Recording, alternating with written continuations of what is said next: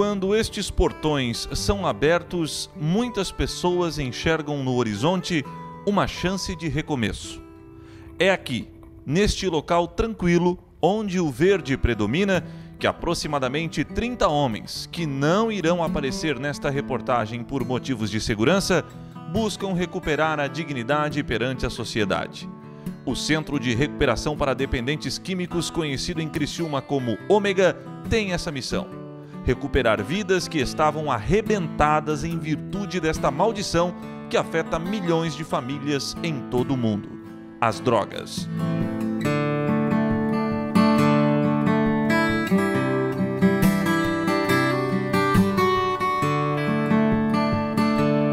Francisco Rabelo, de 34 anos, é o cidadão responsável pela sobrevivência da instituição, que está localizada no bairro Mina do Toco. O dia a dia de Francisco, que se divide entre sua profissão de representante comercial e administrador, não é nada fácil. Além de buscar diariamente recursos para as despesas da casa, que não são baixas, e resolver situações inerentes à sua profissão, o jovem guerreiro ainda precisa cuidar para que os internos não desviem do foco principal: se livrar dos entorpecentes. Como diz o ditado popular, Francisco precisa matar um leão por dia. Porém, é preciso conhecer um pouco mais deste sujeito de sorriso fácil para entender o porquê de tanta dedicação. Bom, minha infância foi uma infância boa, né? Eu tive um pai e uma mãe que eram realmente pai e mãe, até porque eu não sou filho de sangue, tá? Eu sou adotivo, então eu digo que foram realmente um pai e uma mãe, porque eles me criaram como se fosse de sangue, né? Foram duas pessoas que me ajudaram muito, sempre me deram, procuraram me dar um bom estudo, bons conselhos, mas quando chegou a adolescência a gente acabou se desviando para o outro caminho e não seguindo os conselhos dos pais, né? Meu pai foi locutor de rádio, foi um dos fundadores da Rádio Cruz de Malta de Lauro Miller, foi repórter, trabalhou um tempo aqui na RCR também, foi diretor de um hospital lá em Lauro Miller também. Minha mãe sempre foi do lar, sempre acompanhando os filhos, né? Então a gente tinha uma estrutura até mais ou menos, né? Porém, a alegria da família Rabelo começava a ser ameaçada.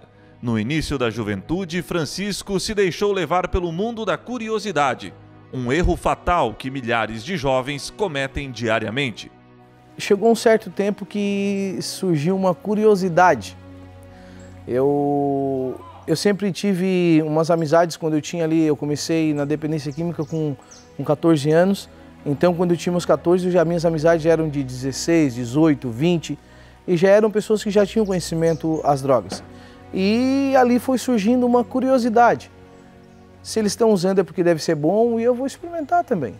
E aí, naquela brincadeira de experimentar, acabei gostando e passando pelo que a gente passou.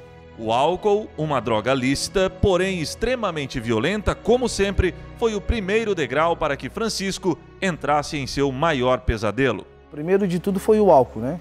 Até porque o álcool hoje ele é o primeiro, é o caminho, é a porta, né?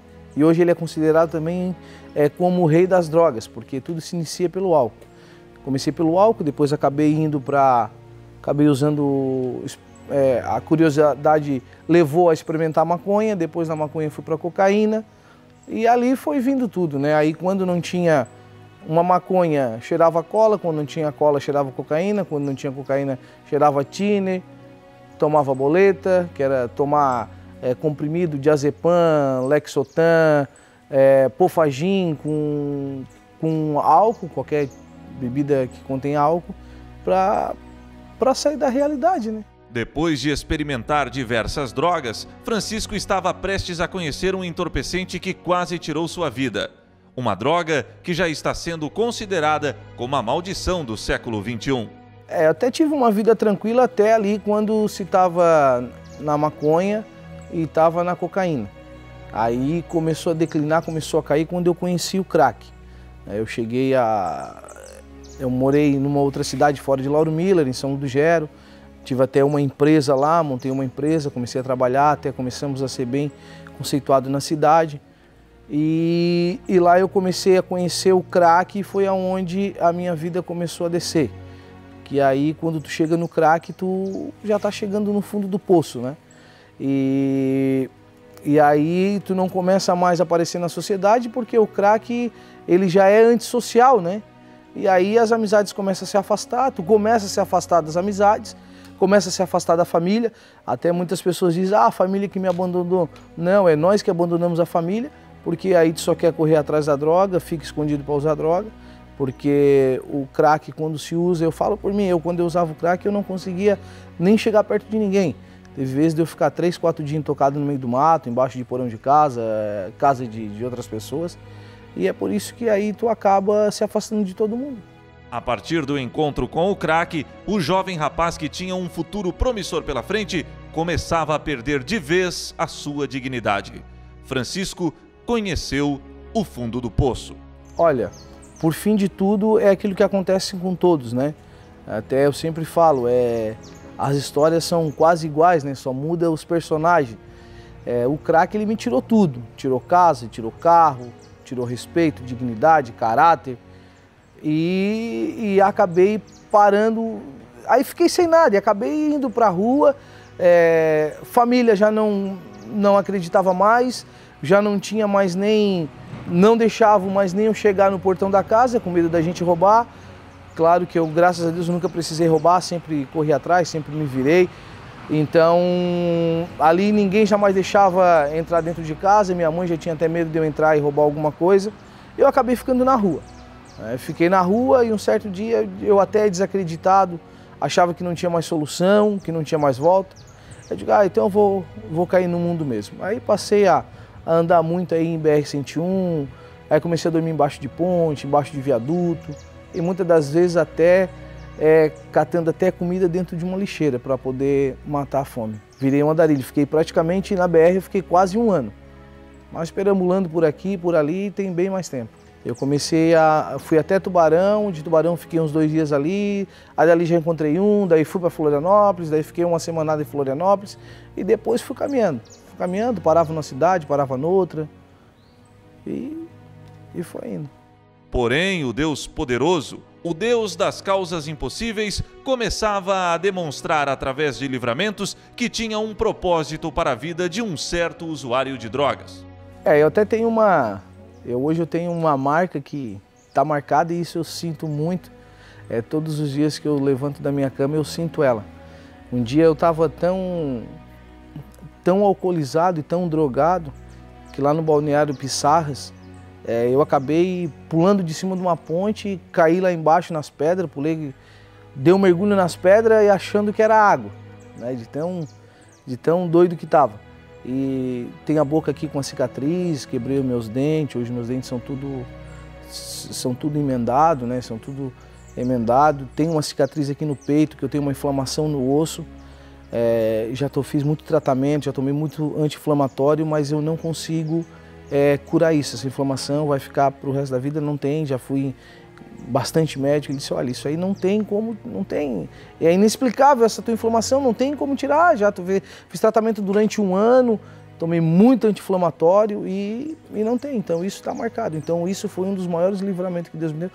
E muitos outros, né, se for falar mesmo, meu Deus, muita coisa, né, de às vezes estar se drogando e a polícia chegar e ter que sair correndo, e a polícia dar tiro e Deus livrar de não ter pegado um tiro. Então tem muito livramento se fosse contar todos, né? Um momento extremamente complicado. A vida de Francisco estava por um fio. Então, eu só me lembro depois que eu acordei no hospital, até hoje eu não sei o tempo certo que eu fiquei no hospital. Eu acordei de muito tempo depois. Aí eu lembro quando eu mergulhei, que eu senti que eu bati em alguma coisa. Eu fiquei assim meio que desacordado e eu só escutava aquele barulho, as pessoas gritando e escutava alguém dizendo corre, corre, e aquele barulho de sirene, acho que com certeza bombeiro, SAMU, alguma coisa assim. E aí eu me acordei um tempo depois, eu não lembro até hoje o tempo, eu me acordei no hospital, eu sei que eu me acordei, eu estava com mangueira, tá? E estava com uns aparelhos assim no corpo.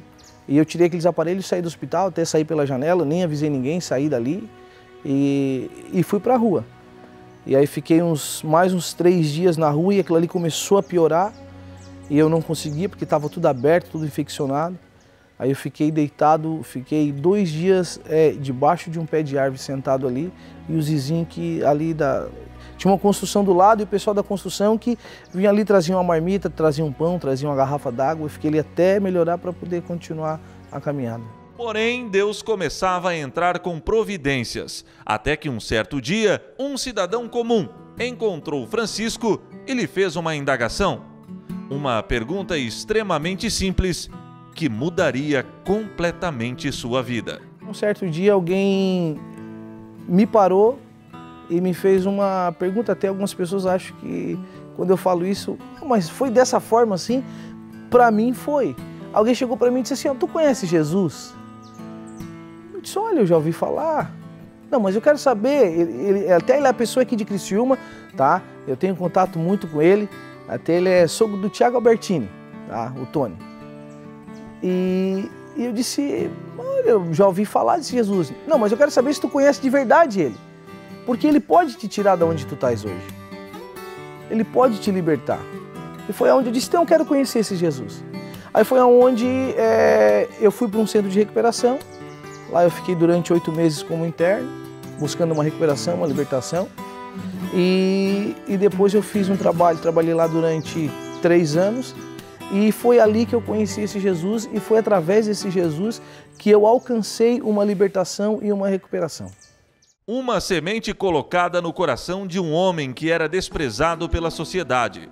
Após perder tudo o que tinha na vida durante 20 anos de drogadição, Deus, em um curto espaço de tempo, começava a devolver em dobro aquilo que Francisco havia perdido. Muito, não tem nem, se eu fosse dizer, multiplicou, triplicou, quadruplicou, olha, deu muito mais mesmo. Primeiro de tudo, ele me deu uma coisa que ninguém pode me dar, né, que eu tenho certeza que é a salvação da minha alma. Isso homem nenhum pode me dar isso. E depois, assim, ó, tudo aquilo que eu tenho pedido e tudo aquilo que a gente tem esperado em Cristo, Ele tem nos dado. E um dos maiores sonhos, dos maiores desejos do meu coração, né, era ter uma família. Hoje eu adquiri uma família, hoje eu sou casado, eu tenho minha esposa, né, uma bênção de Deus. E é tão interessante que eu tenho até guardado ali, tá? Quando eu estava dentro do centro de recuperação, eu disse para uma pessoa assim, eu disse: pois agora o que eu faço quando eu sair daqui? Francisco, tu escreve num papelzinho tudo que tu quer e faz um pedido para Deus. E ali eu fiz esse pedido e botei no papelzinho. E tudo aquilo que eu botei no papel tem se cumprido. Pedi uma esposa, Deus deu. Pedi um respeito na sociedade, Deus deu. Pedi para Ele mudar o meu caráter, Ele mudou. Pedi para ter um trabalho, Ele me deu. E o maior sonho de tudo era ter um centro de recuperação. E Deus deu. Então assim, ó, tudo aquilo que eu pedi, Ele realizou. Mas quando nós estamos na direção de Deus. Hoje, o ex-drogado ajuda homens que estão passando por uma situação que ele conhece muito bem. Porém, Francisco faz um alerta, principalmente para a juventude, que através de baladas e das cervejinhas aparentemente sem perigo, dos prejuízos que as drogas causam em uma vida. Aquele que está começando agora, primeiro de tudo, uma coisa que algumas pessoas dizem: no momento que tu está usando droga é bom. Não, isso é mentira, não é bom. Não é bom pelo seguinte, porque se fosse uma coisa boa já não tinha o nome de droga, né? E se fosse bom tu não precisava viver escondido, tu não precisaria roubar, não precisaria tirar a vida de outra pessoa para ter a droga. Então assim, ó, o que eu digo é que, poxa, tem tantas coisas boas para se preencher, né? Tem igrejas, né? Tem movimentos de jovens, tem tanta coisa boa para se preencher do que se encher de droga, né? E aquele que está hoje começando, hoje começa assim, hoje tu tá bonitinho, tá com teu tênis no pé, tá com a tua roupa, tá com a tua mãe em casa, tá com o teu trabalho, mas amanhã fica sem nada. Vai acabar sem nada, vai acabar como muitas e muitas pessoas, e vai acabar assim como eu também acabei. Tendo que dormir embaixo de uma ponte, dormindo embaixo de um viaduto, catando comida dentro de uma lixeira e às vezes até sendo muito humilhado pela sociedade. Então ainda há tempo de parar, porque ainda não está no fundo do poço. Mas quando chega no fundo do poço é mais difícil de voltar. Porém, se você já entrou neste caminho perverso e cruel e pensa que não existe mais saída, fica o recado do diretor do Centro de Recuperação Ômega. Tem jeito, da mesma forma, quando na minha cidade eu era muito conhecido por causa devido do trabalho que meu pai fazia, então lá eles me chamavam de Chiquinho do Xerém. Meu pai era lá da rádio, então todo mundo conhecia ele, né? Então foi muito mais difícil porque daí assim, quando eu caí, todo mundo disse, ó, o filho do Xerém tá na droga, o filho do Xerém tá na droga. E se passaram 15 anos. Então, por causa do tempo que se passou, todo mundo dizia, isso aí não tem mais jeito, isso aí não volta, ele aí, ó, tá aí na rua dormindo embaixo dos bancos aí, não tem mais jeito. Mas é aquilo que eu falei, quando me apresentaram esse Jesus, eu vi que tinha uma solução na minha vida. Então a única solução para quem tem problema com dependência química, para quem já saiu, só existe um caminho, é Cristo Jesus. Na minha vida, sim. Agora, de repente, pode até ter outras pessoas que não estão, mas olha, eu vou ser bem sincero, eu desconheço pessoas, tá, que pararam de usar droga e não procuraram ter um contato com Deus, porque nós temos que se apegar a alguma coisa. Então se apegue em Deus, que Ele que é o Todo-Poderoso, Ele que pode tudo, Ele que pode mudar a minha vida, mudar a tua vida. Pessoas que não têm contato com Deus que estão de pé, desconheço. Uma história fantástica e mais uma prova viva de que o Deus de Israel é o Deus do milagre, o Deus do impossível, o Deus da regeneração. I'm coming back.